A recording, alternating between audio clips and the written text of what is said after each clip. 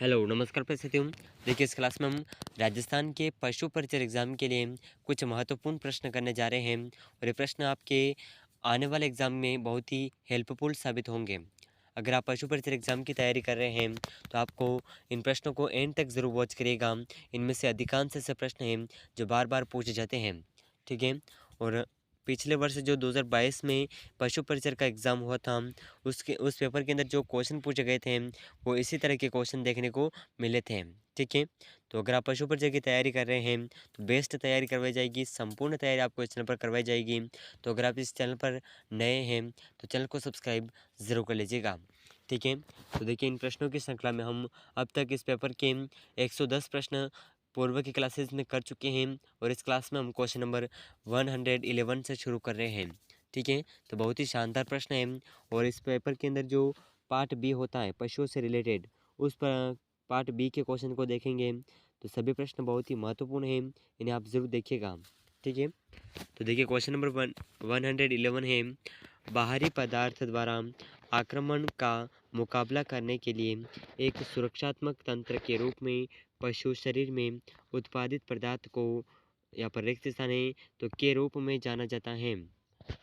तो देखिए बाहरी पदार्थ द्वारा आक्रमण का मुकाबला करने के लिए एक सुरक्षात्मक तंत्र के रूप में पशु शरीर में उत्पादित पदार्थ को किस रूप में जाना जाता है, ठीक है। तो इसके ऑप्शन है एंटीजन या प्रतिजन, ऑप्शन 2 एंटीबॉडी या प्रतिरक्षी, ऑप्शन 3 है प्रतिरक्षा, ऑप्शन 4 है लड़ाकू एजेंट। तो देखिए इन चारों ऑप्शन में से बाहरी पदार्थ द्वारा आक्रमण का मुकाबला करने के लिए सुरक्षात्मक तंत्र जो कि पशु के शरीर में होता है उसमें उत्पादित पदार्थ को एंटीबॉडी या प्रतिरक्षी कहते हैं, ठीक है। तो ऑप्शन 3 इस प्रश्न का बिल्कुल करेक्ट आंसर हो जाएगा, ठीक है। तो इसे आप ज़रूर याद रखिएगा, बहुत ही महत्वपूर्ण प्रश्न है और ये पेपर जो पिछले वर्ष एग्ज़ाम हुआ था 2022 में पशु परिचर का, उसमें ये प्रश्न पूछे गए थे और ये ओरिजिनल पेपर है 2022 का। तो इस पेपर के प्रश्नों को देख कर के आप देख सकते हैं कि किस तरह के क्वेश्चन एग्ज़ाम के अंदर पूछे जाते हैं, ठीक है। और इस पेपर की पूरी पीडीएफ हम आपको व्हाट्सएप पर उपलब्ध करवा देंगे, तो वहाँ पर आप जा कर के देख सकते हैं। तो डिस्क्रिप्शन में व्हाट्सएप ग्रुप का लिंक ज्वाइन है, वहाँ से कर लीजिएगा। तो नेक्स्ट क्वेश्चन नंबर 112। तो देखिए बहुत ही शानदार प्रश्न है, पौधों का एक परिवार जो आमतौर पर प्रोटीन में उच्च होता है और जो स्वाभाविक रूप से मिट्टी की नाइट्रोजन सामग्री में सुधार करता है उसे किस रूप में जाना जाता है। यहाँ पर भी रिक्त स्थान है, ठीक है। और इस पेपर के अंदर हमने जो अब तक क्वेश्चन किए हैं उसमें ज़्यादातर रिक्त स्थान से संबंधित क्वेश्चन पूछे गए हैं, ठीक है। तो आप इसे ज़रूर याद रखिएगा, बहुत ही महत्वपूर्ण प्रश्न है। तो इसके ऑप्शन मसाले, ऑप्शन 2 अनाज, ऑप्शन 3 फलियां, ऑप्शन 4 इनमें से कोई नहीं। तो देखिए क्वेश्चन को ध्यान से पढ़ना है, पौधों का एक परिवार जो आमतौर पर प्रोटीन में उच्च होता है, ठीक है, जो स्वाभाविक रूप से मिट्टी की नाइट्रोजन सामग्री में सुधार करता है उसे फलियां के रूप में जाना जाता है, ठीक है। किस रूप में? फलियां के रूप में। तो इस प्रश्न का जो ऑप्शन 3 है ये बिल्कुल करेक्ट आंसर हो जाएगा, ठीक है। इसे आप ज़रूर याद रखिएगा। तो देखिए नेक्स्ट क्वेश्चन नंबर 13, वयस्क घोड़े में श्वसन की सामान्य दर क्या है। तो देखिए बहुत ही शानदार प्रश्न है और महत्वपूर्ण प्रश्न भी है, ठीक है। वयस्क घोड़े में श्वसन की सामान्य दर क्या है, ये क्वेश्चन के अंदर पूछा गया है, ठीक है। तो इसके ऑप्शन है ऑप्शन 1 8 से 12 प्रति मिनट, ऑप्शन 2 18 से 24 प्रति मिनट, ऑप्शन 3 28 से 34 प्रति मिनट, ऑप्शन डी है 25 से 40 प्रति मीटर प्रति मिनट। तो इन चारों ऑप्शन में से जो वयस्क घोड़े की श्वसन की सामान्य दर है ये दर हो जाएगी ऑप्शन 1 8 से 12 प्रति मिनट, ठीक है। तो इस प्रश्न का ऑप्शन 1 बिल्कुल करेक्ट आंसर हो जाएगा, ठीक है। तो देखिए नेक्स्ट क्वेश्चन नंबर 14, बहुत ही शानदार प्रश्न है क्वेश्चन नंबर 14। तो यहाँ पर आप देख पा रहे होंगे क्वेश्चन नंबर 14 बहुत ही महत्वपूर्ण प्रश्न है, निम्नलिखित में से कौन सा नर पशु का सहायक यौन अंग नहीं है। तो देखिए इसमें से कुछ अंग के नाम दे रखे हैं, जिसमें से नर पशु का सहायक यौन यौन अंग कौन सा नहीं है। तो इसके ऑप्शन है ऑप्शन 1 शुक्राशय, ऑप्शन 2 प्रोस्टेट ग्रंथि, ऑप्शन 3 अश्रु ग्रंथि, ऑप्शन 4 काउपर ग्रंथि। तो देखिए इन चारों ऑप्शन में से जो नर पशु का सहायक यौन अंग नहीं है यह हो जाएगा ऑप्शन 3 अश्रु ग्रंथि। ठीक है, तो इस प्रश्न का ऑप्शन 3 बिल्कुल करेक्ट आंसर हो जाएगा। ठीक है, इसे आप जरूर याद रखिएगा, बहुत ही महत्वपूर्ण प्रश्न है। तो देखिए नेक्स्ट क्वेश्चन, क्वेश्चन नंबर 15। तो देखिए बहुत ही शानदार प्रश्न है, इसे आप जरूर याद रखिएगा। भारतीय औषध विज्ञान के जनक के रूप में प्रशंसित किया गया है। तो देखिए भारतीय औषध विज्ञान के जनक के रूप में किसे प्रशंसित किया गया है। तो इसके ऑप्शन हैं option 1 Muhammad ibn Zakariya al Razi, option 2 Al Mayer Jones, option 3 sir colonel Ramnath Chopra, option 4 है पेन पेंटसाओ। तो देखिए इन चारों ऑप्शन में से कौन सही ऑप्शन है जो भारतीय औषध विज्ञान के जनक के रूप में प्रशंसित है। तो इसका जो ऑप्शन 3 है, option 3 sir colonel Ramnath Chopra, ये इस प्रश्न का बिल्कुल करेक्ट आंसर हो जाएगा। ठीक है, तो अगर आपको इन प्रश्नों का आंसर पहले से आता है तो साथ ही साथ कमेंट ज़रूर करते रहिएगा। ठीक है, आपको जिस भी क्वेश्चन का आंसर आता है आप साथ ही साथ कमेंट ज़रूर करते रहिएगा। ठीक है, तो देखिए नेक्स्ट क्वेश्चन, क्वेश्चन नंबर 116, बहुत ही शानदार प्रश्न है। निम्नलिखित में से किसे किण्वक वर्ग के अंतर्गत वर्गीकृत नहीं किया जा सकता। तो देखिए ऐसा कौन सा ऑप्शन है जिसे किण्वक वर्ग के अंतर्गत वर्गीकृत नहीं किया जा सकता है। तो इसके option, option 1 pancreatin, option 2 trypsin, option 3 pepsin, option 4 insulin.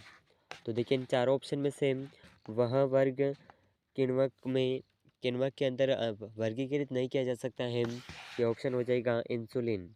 ठीक है, ऑप्शन डी इस प्रश्न का बिल्कुल करेक्ट आंसर हो जाएगा। ठीक है, तो देखिए अगला क्वेश्चन है अपना क्वेश्चन नंबर 17, बहुत ही महत्वपूर्ण प्रश्न और शानदार प्रश्न है। ठीक है, तो इसे आप ज़रूर याद रखिएगा। तो देखिए आपके सामने है क्वेश्चन नंबर 17, बहुत ही शानदार प्रश्न है। तो देखिए रिक्त स्थान के रूप में यह प्रश्न पूछा गया है।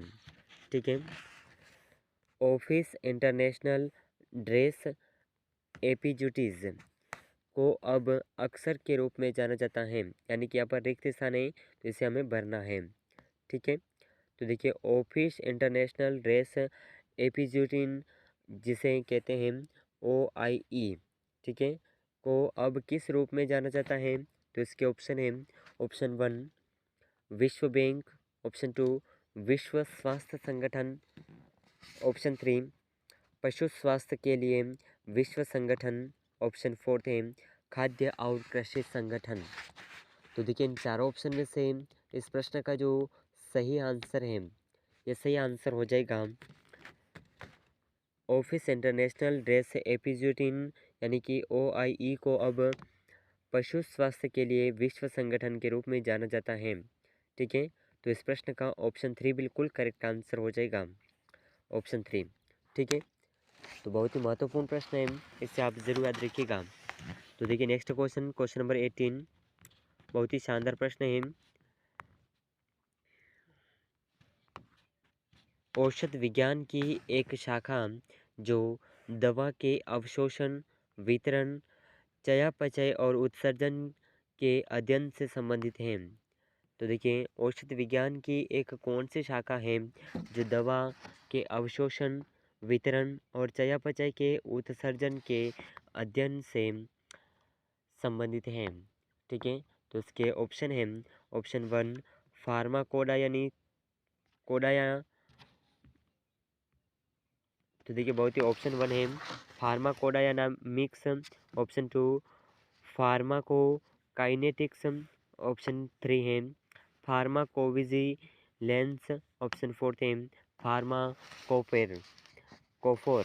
तो इन चार ऑप्शन में से जो औषध विज्ञान की एक शाखा है और दवा के अवशोषण, वितरण और चयापचय के उत्सर्जन के अध्ययन से संबंधित है, यह हो जाएगा ऑप्शन 2।